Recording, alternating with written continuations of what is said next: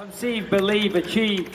This is former UFC middleweight champion of the world, Michael Bisping. Paddy the Baddy here. You're listening to Combat Sports UK. And you're watching Combat Sports UK. Taylor Collard here from Combat Sports UK, and I'm delighted to be joined by the UFC Flyweight champion, Alexa Grasso. Alexa, how are you doing? Hey, I'm great. And you?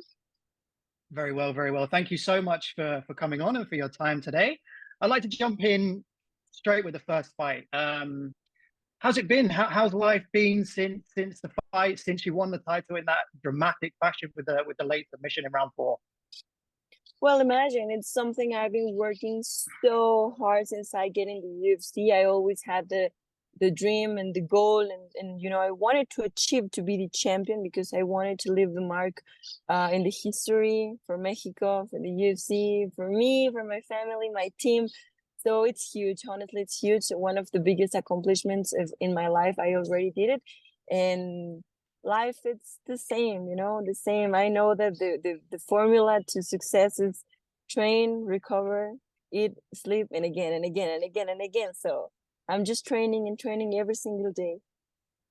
Just staying focused, staying disciplined. That's amazing. I mean, one thing I'd like to touch on kind of technically with that fight, what I noticed from watching it is you switched stances quite a lot, and you had a lot of success out of the southpaw stance. Was that something you pinpointed early on and said, this will work against her? Or is that something in the moment you were like, oh, you know what, let's change this up, let's give us some new problem? You know, I'm a extremely competitive person, and I know that it's important to be able to switch your stance.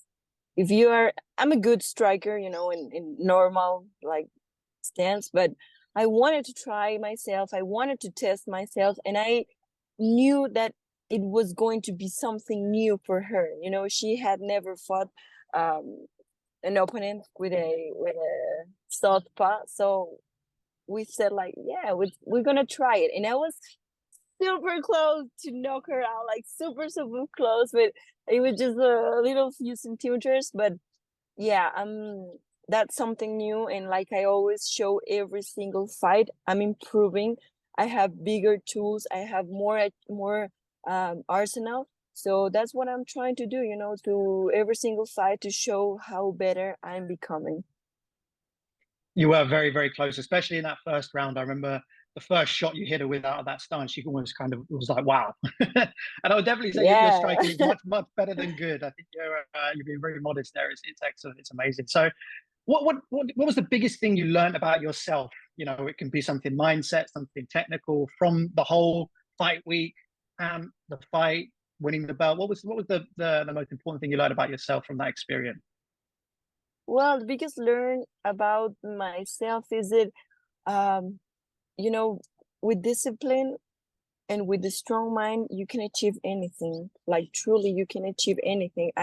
Since I've moved to 125, since my first fight, I always had the goal in Valentina. You know, she was the champion at that moment, and since I've moved, I said I have to do it perfect now in this new weight class. It's a new way for me, so I'm gonna do it. So every single fight, I was, you know, always with the goal of I'm going to be the champion, I'm going to be the champion, and I'm going to be the champion. I'm going to be improving. First fight, I achieved the takedown. Second fight, I achieved, you know, control time and a lot of submission attempts. So it was amazing. So every single fight, I was improving since I got to the belt. And right now, I just learned that I can be better and stronger and faster and a lot better every single fight. And that mindset now going into the rematch. I mean, one thing as well is you're running on a 5-fight win streak now, including that over Valentina, which is really impressive in such a competitive 2 divisions that you mentioned there. How are you taking that confidence and that motivation into your camp now and then into the upcoming rematch against Valentina? Well, I was already with her 20 minutes in the cage. I felt her power. I felt her energy.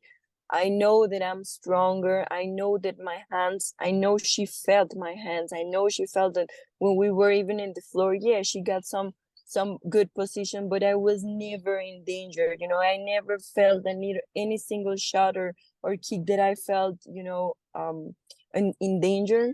Never. So this second fight is going to be a lot better than the first one. And what are you expecting from it?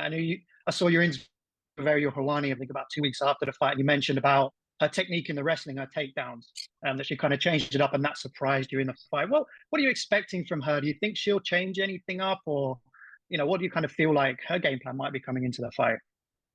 Honestly, I'm super excited, and it's super interesting for me as an MMA fan, as an analyst that I also have a job in, because she was always the champion. So she was just waiting for the girls, all the challengers had to fight her for the belt. Now she is the challenger, now she has to now she has to come for the belt. And I'm not gonna let her. So it's gonna be, yeah, interesting. I would like to know her strategy, but one thing is true, now she's a challenger and now she has to come for the belt. Yeah, she does. She has to come through the belt. She has to go through you. And like you say, you didn't feel like you're in any real trouble in the first fight, and you felt her power. You felt everything for her. And you're going to be coming out second this time around. How are you kind of approaching it from a mindset point of view? You mentioned that you're obviously the champion now, and that people are chasing you. Has that changed your mindset kind of going into the fight, or are you still very much disciplined mindset? Let's go. No, a lot more discipline. I want to keep my belt.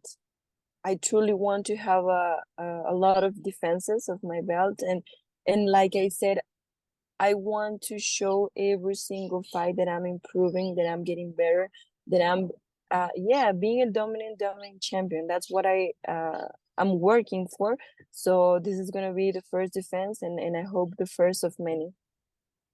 I hope so as well. And you're fighting on Mexican Independence Day, which is a hugely important time of the year for the whole country. And usually, Julio Cesar Chavez fights on this day. Canelo Alvarez has history of fighting on this day. How does it feel to you to be able to add your name to that kind of plethora, that Hall of Fame level of Mexican fighters that fight on Mexican Independence Day?